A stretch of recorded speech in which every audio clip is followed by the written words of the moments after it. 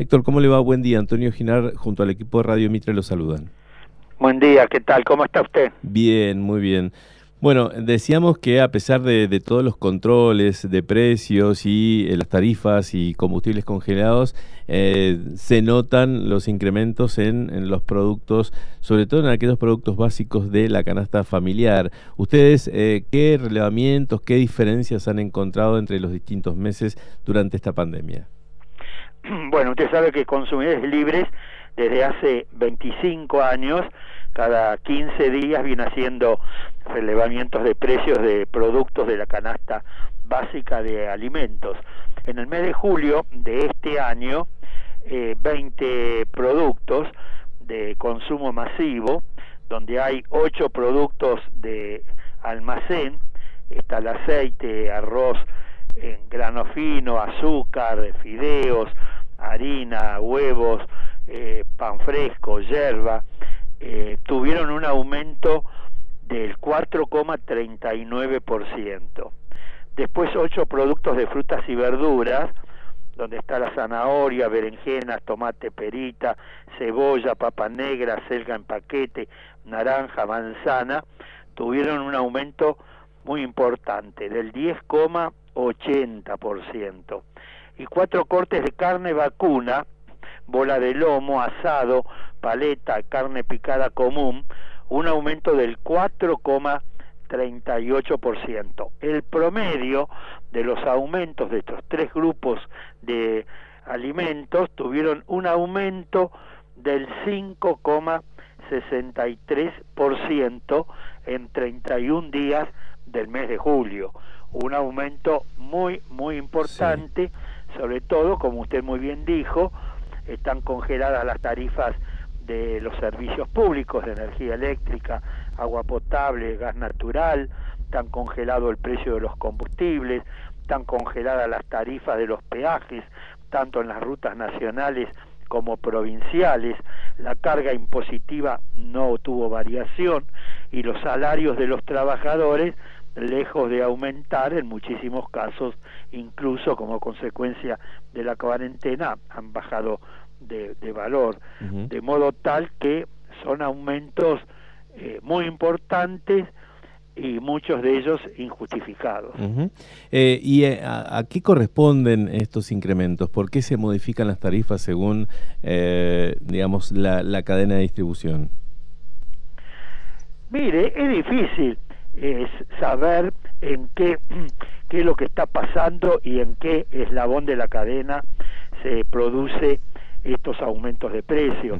Por eso es que yo vengo reclamando desde hace tiempo que debe ponerse en funcionamiento una ley muy importante que aprobó el Congreso Nacional en el año 2014 y que se denomina Observatorio de Precios.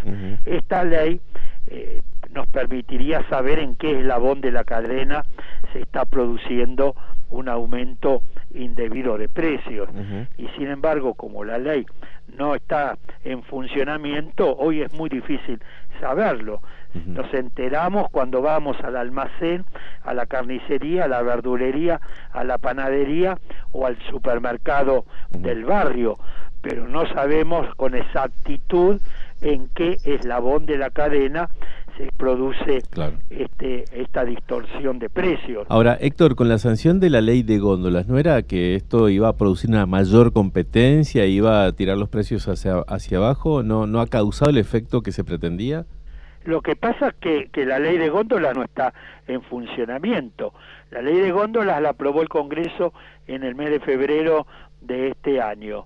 El Poder Ejecutivo la promulgó, pero no dictó el decreto reglamentario. En consecuencia, la ley ha sido publicada en el boletín oficial, pero no está en funcionamiento. Ahora, si la ley de góndola estuviera en funcionamiento, sin duda se facilitaría el control de los precios y se evitaría que aumentaran indebidamente. Pero lo que pasa que la ley de góndolas no está en funcionamiento. Yo sé que la Secretaría de Comercio Interior de la Nación está trabajando en ese sentido, pero el decreto reglamentario de la ley todavía lamentablemente no apareció, y en consecuencia la ley no se está aplicando. No está vigente. Ajá. Victoria tiene para hacerle una consulta. ¿Cómo dice? Victoria tiene para hacerle una consulta, mi compañera le va a preguntar. Sí. Buen día, Héctor, ¿cómo le va? Buen día, muy bien. Usted mencionaba que, bueno, al principio de la primera respuesta sobre los incrementos de los precios. Si estamos hablando de productos que deberían tener sus precios congelados, ¿qué es lo que podemos esperar, por ejemplo, para los próximos meses entonces? Y si tenemos en cuenta que ya se están registrando aumentos, ¿van a seguir aumentando los precios? Y mire, los precios vienen aumentando desde hace muchísimo tiempo. No por casualidad la Argentina desde hace varios años ha ocupado y consolidado el tercer lugar en el mundo por el índice inflacionario, solamente superado por 2 países. Solamente 2 países en el mundo tienen un mayor grado de inflación que en la Argentina.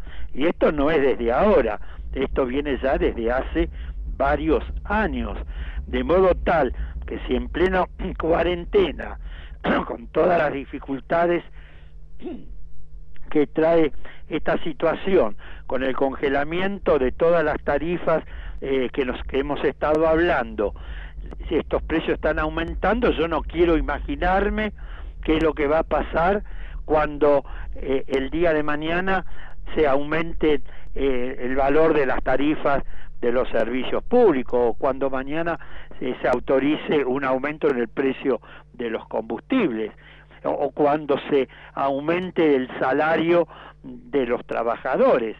Indudablemente todos esos aumentos se van a trasladar a precios, y en consecuencia los porcentajes de aumentos seguramente van a ser aún mayores. Mire, un problema fundamental de la Argentina es que no se cumplen las normas legales vigentes. Los Estados Unidos de Norteamérica, que es la potencia capitalista por excelencia, tiene una ley antimonopolio y la ley se cumple en su país. La Argentina, por ejemplo, en el mes de mayo del año 2018, el Congreso Nacional aprobó una ley muy importante que se denomina de defensa de la competencia. Esa ley crea un Tribunal Nacional de Defensa de la Competencia. Pasó el resto del año 2018, todo el año 2019, estamos en agosto del año 2020 y no se constituyó todavía ese Tribunal Nacional de Defensa de la Competencia. Ese es el problema de la Argentina, que no se cumplen las normas legales vigentes. Tenemos la ley, tenemos 2 artículos de la Constitución Nacional, el artículo 42 y 43, que introdujo la reforma de la Constitución del año 1994. Tenemos la Ley de Defensa del Consumidor, la 24240. Tenemos la Ley de Defensa de la Competencia, la Ley de Tarjetas de crédito, la Ley de Observatorio de Precios. Tenemos infinidad de normas, la ley que se denomina de góndola. Pero las leyes no se cumplen. Ese es el problema de la Argentina. Héctor, ¿y en qué productos ustedes estiman que podrían también verse reflejados los mayores aumentos? Bueno, yo no quiero hacer hoy futurismo de lo que puede pasar cuando se descongelen las tarifas de los servicios y todo eso. Lo que sabemos que hoy, por ejemplo, en frutas y verduras, los aumentos son muy importantes, sobre todo las naranjas, manzanas, las selgas, las papas, la carne vacuna, por ejemplo, bola de lomo que tuvo un aumento del 4%, o la paleta un 5,26%, o la carne picada común un aumento del 9% en 31 días, ¿no? El pan, por ejemplo, el pan tuvo un aumento casi de un 8%, la yerba mate un 7,70%, de modo que casi todos los productos se vienen remarcando constantemente.